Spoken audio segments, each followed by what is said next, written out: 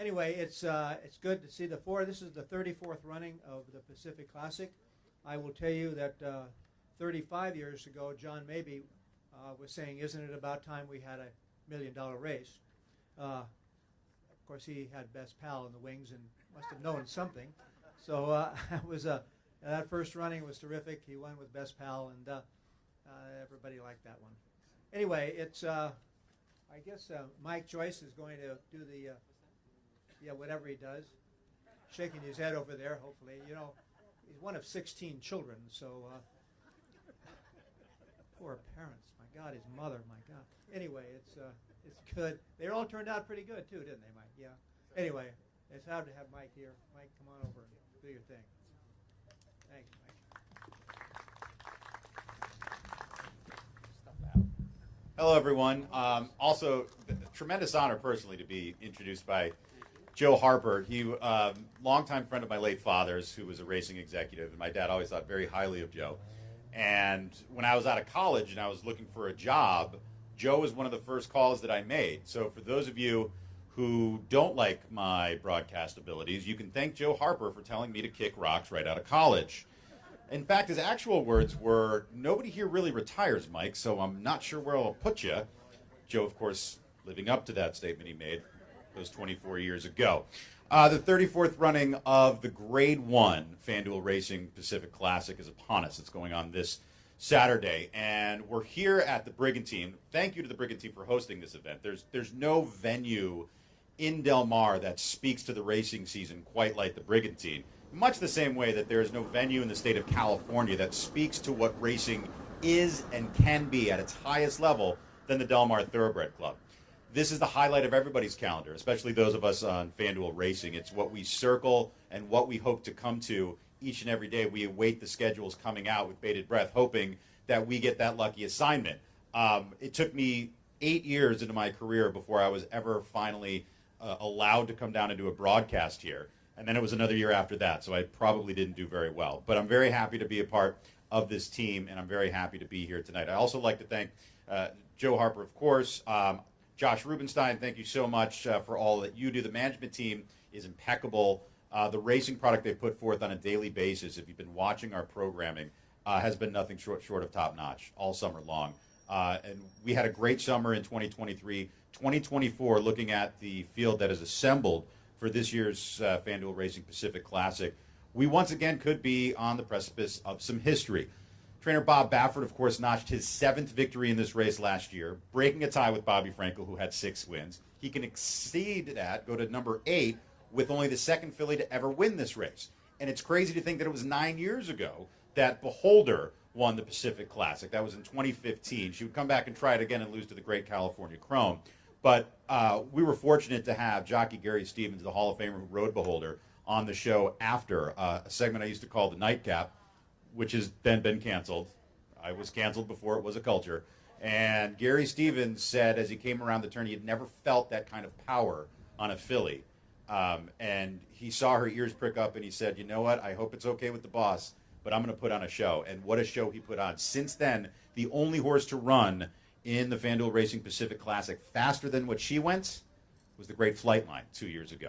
That's the kind of gravitas that this race has. And at $1 million, it brings the stars out. And the star this year, Adair Manor, is a horse that has taken all the headlines to this point, as Bob Baffert seeks his 7th victory, or 8th victory now, and has 2 charges. It'll certainly be the filly that we keep our eyes on.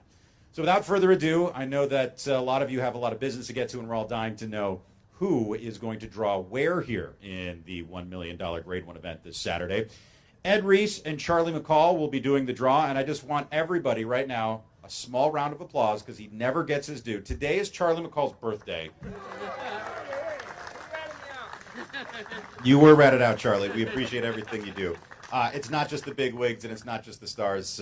Racing, it's a small city at every racetrack, and it takes every citizen in this industry to make it go. And now we need to make the draw go. So without further ado, I hand it over to the birthday boy and Ed Reese. Pacific Classic goes to the 10th race. With 9.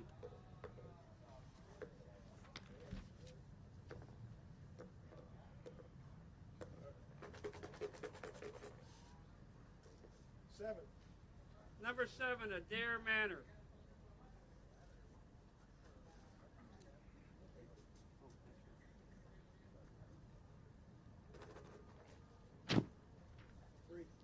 Three, Dr. Venkman.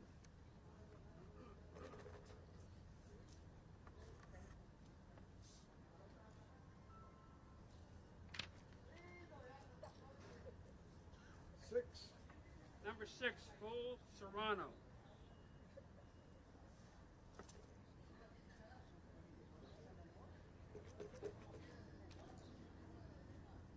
Number 1, Il Miracolo.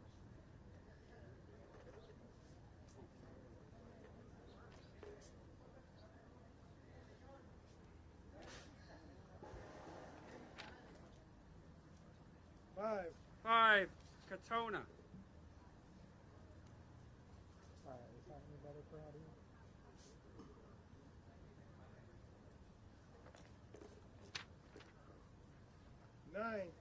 Nine, Mixto.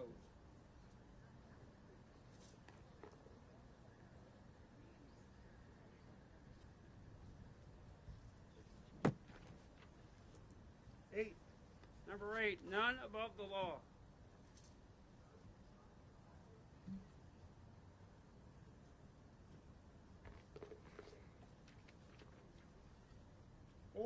4, Reincarnate.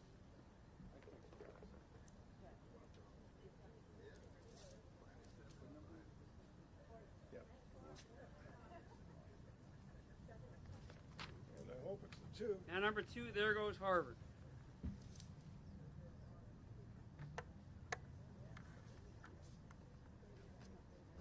Number 9, Mixto, Doug O'Neill, Kyle Frey.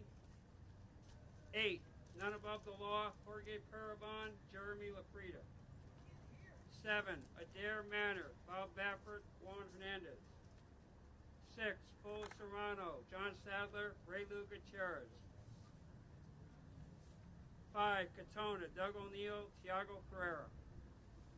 4, Reincarnate, Bob Baffert, Kazushi Kimura. 3, Dr. Venkman, Mark Blatt, Antonio Fresu. Number 2, There Goes Harvard, Michael McCarthy. It's a supplement, Hector Barrios. And number 1, Il Miracolo, Antonio Sano, Mike Smith. Charlie, Ed, thank you very much. Okay, so that is your field for the $1 million FanDuel Racing Pacific Classic. Now, what I'm going to do now is, based on this post-position draw, I have the morning line for these runners, and I'm going to go from the inside out, because I know some of you in the back may have not gotten that post-position order. Rest assured, I'm going from the inside, from the rail, out to post 9. So the number 1 horse, Il Miracolo, 5-1 on the morning line. The number 2, There Goes Harvard, with Hector Barrios in the irons, 15-1 on the morning line. The number 3, Dr. Venkman for Mark Latt and Antonio Fresu, the morning line second choice at 5-2. The number 4, Reincarnate, one of 2 from the Bob Baffert barn, at 8-1 with Kazushi Kimura up. The number 5, Katona for Team O'Neill, Thiago Pereira in the irons, 8-1. The number 6 for John Sadler. What would the FanDuel Racing Pacific Classic be without Sadler and Ronas? They've won 4 of the last 6. Full Serrano with post 6, 12-1 on the morning line. And then your favorite for Bob Baffert, the mare, Adair Manor. Post position number 7 and the morning line favorite at 9-5. Post position 8, None Above the Law for Jorge Parabon. Jeremy Laprida up 20-1. And then Mixto in post 9 on the outside, also from the Doug O'Neill barn, Kyle Frey in the irons, 20-1. So that is your post position and morning line for the 34th running of the Grade 1 FanDuel Racing Pacific Classic. Once again, that goes as race 10 this Saturday, August the 31st. It is the biggest race in the country this weekend, and it is one of the biggest races on the calendar all year long, regardless of whether you're in California, New York, or anywhere else where we have the Sports of Kings. I want to thank everybody for coming out. I want to thank David Jerkins and Tom Robbins for doing a fantastic job putting together great cards all summer long, especially this card coming up on Saturday. And I want to thank all of you for showing up. To all the connections here, thank you for participating. And for those of you watching on FanDuel TV, to echo the sentiments of the chairman here, Mr. Harper. It is a beautiful day here at Del Mar. Every day is a beautiful day. If you can't get here on the 31st, we've got you covered on television. But honestly, if there's only one day you make to Del Mar this summer, make it this Saturday, August the 31st. Thank you, everyone, and enjoy the rest of the afternoon.